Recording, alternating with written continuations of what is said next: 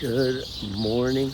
Today is a very big day for two reasons. One, we're about to go on our longest run in 4 or 5 weeks, something like that. The leg has been holding up very well. No pain, slowly been increasing my run every other day. So we're now at 4 miles and I haven't ran more than 4 miles in weeks. So I'm a little bit nervous for that, but hopefully all that goes well. And if that goes well, we have our PT session later this evening.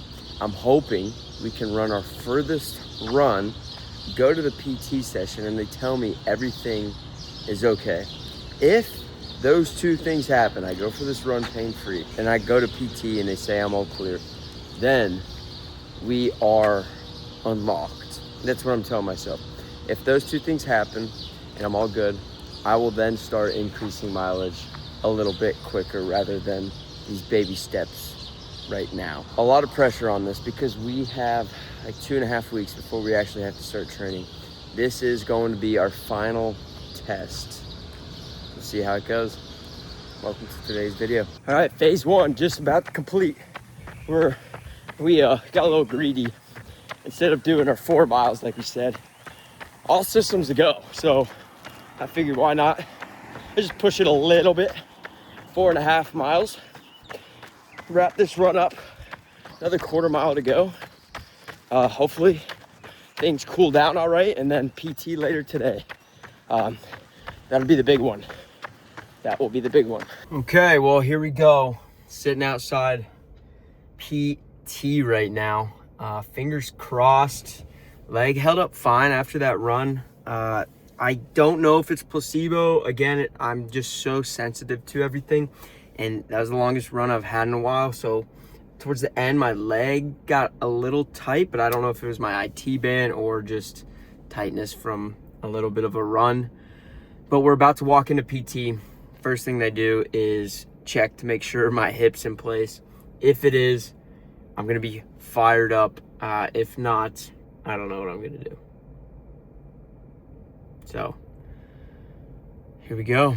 Well, that news didn't go. It was actually very neutral news. So I get there, hip's not in place, but it's only off very slightly. So a lot of improvement, but I was still bummed about that. But then the more I talked to them, they said I am good to increase mileage as long as there's no pain. Now, I'm a little nervous because the pain kind of came from my hip being out of place and putting a lot of pressure on that leg. But if we keep resetting it, keep strengthening those muscles, make it move less and less and less often, and so hip was out of place slightly, not as bad as before, but I do have the green light to run. Moral of the story. Wasn't exactly the news I wanted to hear with the hip, because I kind of just wanted it to be a done problem, but it sounds like it's going to be a little bit lasting of a problem until we really strengthen those hip muscles. That was iffy, but they're no longer mad at me for running, which is exciting. They actually said, good to run. So that is some great news. And now what we are doing is we are meal prepping a little bit. One of my new weirdest little habits. Hard-boiled eggs, although it looks disgusting because you can see that one broke when I dropped it in there, so there's a bunch of actual egg in there. But we're about to take these babies out, throw them in some cold water, and then that way I don't have to do dishes in the morning because I like a savory and a sweet breakfast. So I gotta have some eggs and then like yogurt and stuff, but sometimes making eggs before the start of a weekday is not always reasonable or possible. But hard-boiled eggs, as weird as it sounds, life hack. Just wrapped up today's gym session and I was on the bike for 45 minutes today. Did a little bit of core and arms, and so I was getting off the bike. I ran into my biking buddy who's kind of coached me through this process. I got off that bike and I was thinking, and I told him, I'm hoping, and now that I realize it, this might be my last week biking. It's been pretty enjoyable, but ideally I bike this week, mix it in a little bit, and then next week we pick up running again a little bit more, where we don't have to worry about getting cardio in on the bike. It's been a freaking journey these last 6 weeks.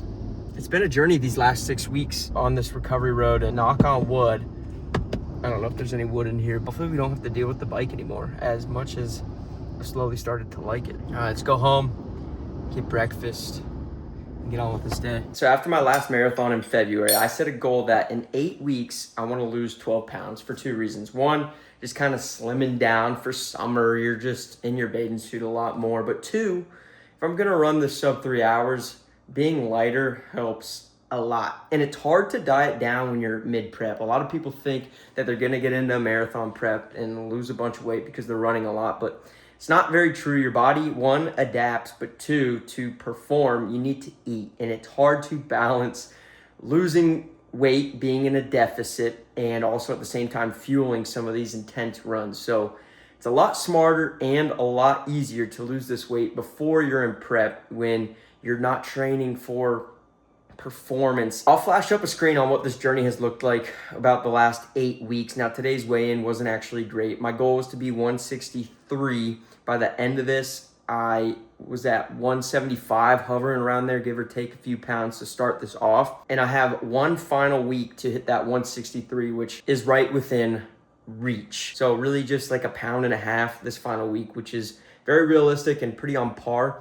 And it's been a super easy process, one, because I'm not running and my hunger isn't spiking, but the dieting actually has been pretty simple. I'm not doing crazy cardio, already doing cardio. I'm a runner, I've been biking, so I don't need to add more cardio. That's not gonna solve the problem. The main problem is the diet. And for me, it's not really the quality of foods, but more the quantity of foods. It's a lot simpler than what you think. This is what my breakfast has looked like pretty much every day the last 8 weeks.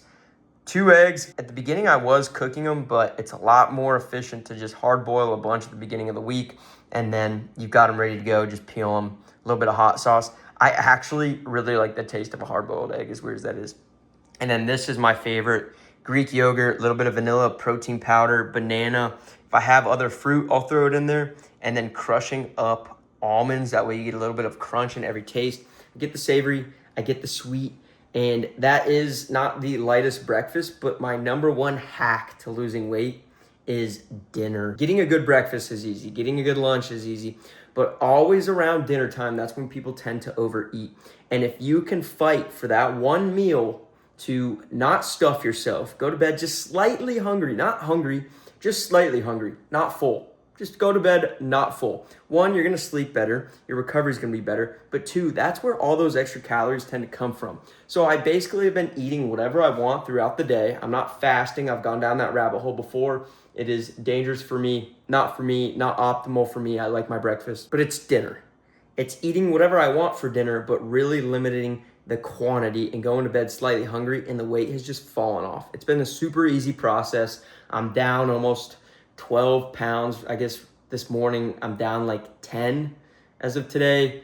Last week it was like 11. So I'm right there, last final week. And I'm eating whatever breakfast I want. It's healthy, hitting my protein. It's just dinner. So I'm gonna enjoy this breakfast, gonna enjoy it for the next little bit until we get that last pound and a half off and pretty easily hit our weight goal. So I've got a lot to do today. Gonna scarf this down and I'll catch up with you guys later. I remember growing up eating out all of the time, because when you're in high school and you're 16 and you can drive, you don't want to hang at your parents' friend's house or something. So you'd always just go meet up with your friends and go eat. You'd go sit at a restaurant for an hour or 2 until they kicked you out for being too loud and rowdy and obnoxious high schoolers.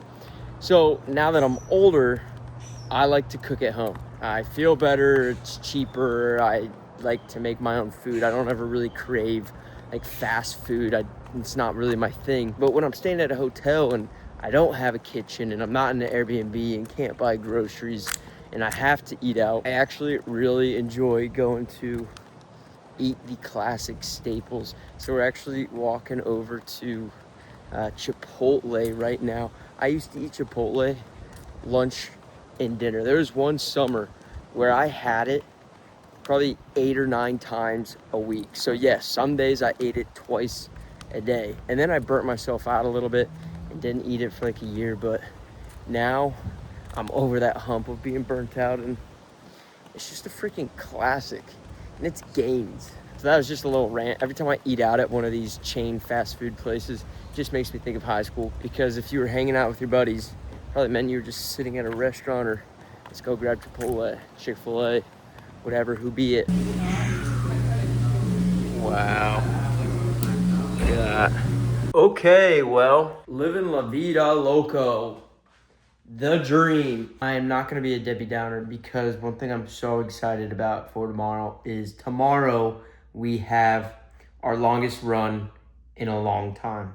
6 miles. Yes, you heard me. We are breaking into the 10K race pace. As sad as that sounds, coming out of my mouth, that I haven't ran 6 miles in a long time, when over the last 3-4 years, my shortest run would be 6 miles. It's a little heartbreaking, but I know it's not what I'm capable of. We're just taking baby steps, keeping that in mind, playing it smart. Yeah, as much as staying in a hotel room, I am excited to run again tomorrow. We've got a couple more runs and then another PT session. Hopefully they tell me things are all good, on track. But mainly, I'm just excited to be back. I'm excited to be pain-free. Alex Hormozy says his 2 biggest fears in life is dementia and chronic pain. And I understand that so much, because chronic pain is the absolute worst. You can't escape it. Holds you back from enjoying life. Nobody likes being hurt. Like they say, everybody wants a million things except for the sick person who only wants one. So I'm gonna stay on track with my PT. I'm gonna hit a little stretch before bed, get a good night's rest, and be up and at it for the morning for my next run. I'm gonna end the video here, guys. Thanks for watching another one. Don't forget to like and subscribe. I'll see you in the next one.